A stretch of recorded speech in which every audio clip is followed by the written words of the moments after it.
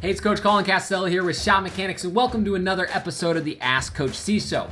This week we've got talking about translating your drills into in-game situations. We're going to talk about finding open teammates, and we're going to talk about how to get better lift on your three-point shot. All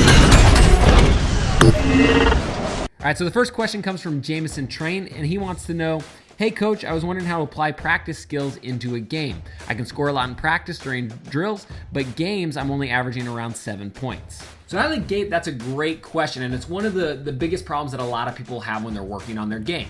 And there's a few things you can do to kind of work on specific drills that will help you kind of translate into your game situations. So number one, you want to go game speed. I can't tell you how many times I've been in the gym and I've seen kids going about 70-75% in their drills, and then they get in game speed and there's defenders flying all over the place, and it just doesn't translate because they're not used to moving that fast. So really push yourself to go game speed. That's why most of the time I try to keep all my athletes workouts under an hour, because if you're truly going game speed straight for an hour with very little breaks, you're going to be pretty gassed. So number one, make sure you're going as fast as you possibly can. It's better to go quickly and make mistakes than move slower and not make as many mistakes. So number one, go super game speed. Number two, you want to simulate in-game situations. Specifically, the type of shots that you're going to get.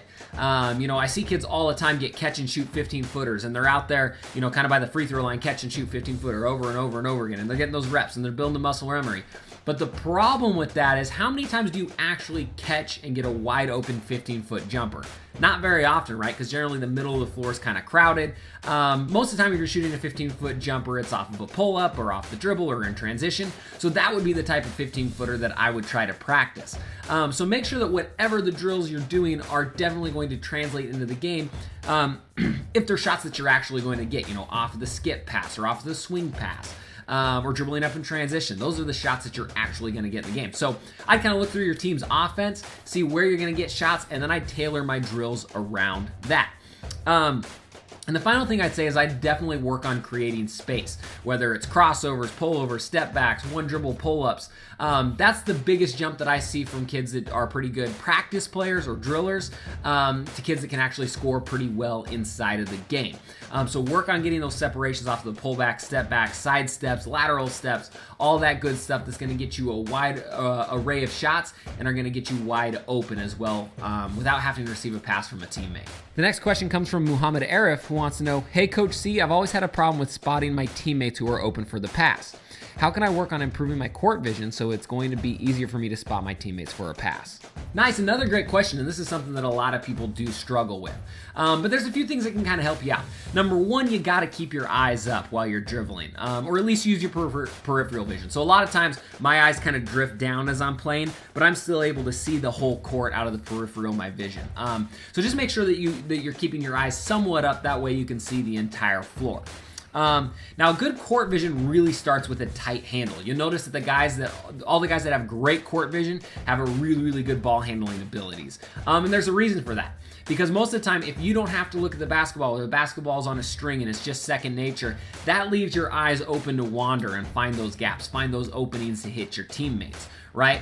If you got a really shaky handle and you're constantly having to look down and recheck where the ball's at, or the ball's kind of flying out of your space, it's going to make it a lot harder to hit on-time, on-target passes to your teammates. So you really got to have a tight handle. So it's funny because you think court vision, that's just one whole thing in itself, but really it starts with that tight handle.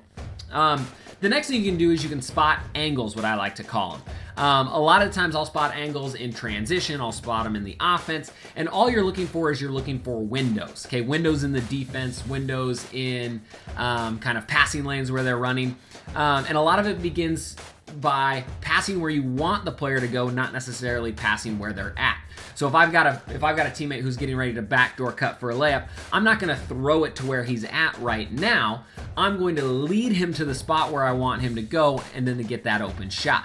A lot of having great court vision and finding open teammates is leading them to the right spot and making sure that you get the ball there on time. All right, so the next question comes from Jacob Renkowitz. He wants to know, I have a really good mid-range jumper, but not a good three-pointer, middle finger shooter. The problem is I don't jump very high on my jumper, so the sweep and sway doesn't really work. How can I get better at shooting threes then? I'm glad you asked this, and it might have been one that I've answered before, but it's one of the biggest mistakes and one of the most asked questions that I get all the time, and that's getting that better lift on the three-point shot. Number one, I really advocate shooting off of a two-footed hop. I can't tell you how many times I see kids do the 1-2 step where their heels plant into the ground and it just sucks all the momentum out of their body. And not only that, but the two-footed hop's going to be a lot faster too. I was just training a kid last week, and his dad was taking some video of us as we were training, and the kid's been a 1-2 stepper his whole life, and I'm starting to work with him and kind of do a two-footed hop. Shouts to you, Kendrick.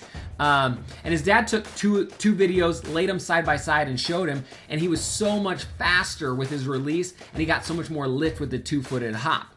So just make sure whatever you're doing, whether it's 1-2 or 2-foot, I would recommend 2-foot, but whichever one you're doing, make sure that you're bouncing off the balls of your feet and keeping your heels off of the ground, right? That extra spring with your heels off of the ground gives you extra momentum up through your shot, giving you that better lift that you need to get the ball to the basket. Another thing you can do to add that range and get that lift is to add a ball dip. A ball dip is just the idea of as you're going ready to shoot, you dip it down to your belt line, and then you bring it back up. Now, a lot of coaches will say, don't do the ball dip because it makes your, shot slower. I'm in the school of thought where if you don't have time to do a ball dip, you probably shouldn't be shooting a shot anyways. And if you're doing a 1-2 step and you're not shooting with a ball dip, you're going to be faster if you have a two-footed hop with a ball dip. Really, the ball dip doesn't make that much difference in the speed. And I like to think of it, I had a friend tell me just the other day, he likes to think of the dip as like the backswing of a golf swing, right? So if you're playing golf, it's really hard to hit the ball if you just start with your golf club up and then try to swing through it. It's really hard. You need that kind of front end momentum as you swing back and then come along your same line. And it really kind of makes sense because it generates that extra momentum, travels through your chest, through your shoulders, and then out through your arms and through the basketball. So try adding a ball dip and see if that works. And the number one thing is just to make sure that you have a one motion shot. And that's where, as you're shooting, the ball comes up, never stops moving, travels towards the basket.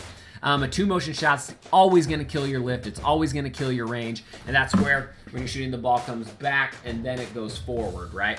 So make sure that you got that one motion shot that's kind of that whip or that snapping movement. If you can do that and kind of add those other things like a ball dip and shooting off a two-footed hop, you're going to increase your range and your lift. Again, I'm Coach Colin Castell with Shot Mechanics. Thank you so much for watching this episode of the Ask Coach C series. If you got a question that you want answered next week, leave it in the comments section down below and I just might get to it. All right, thanks for watching. Splash on.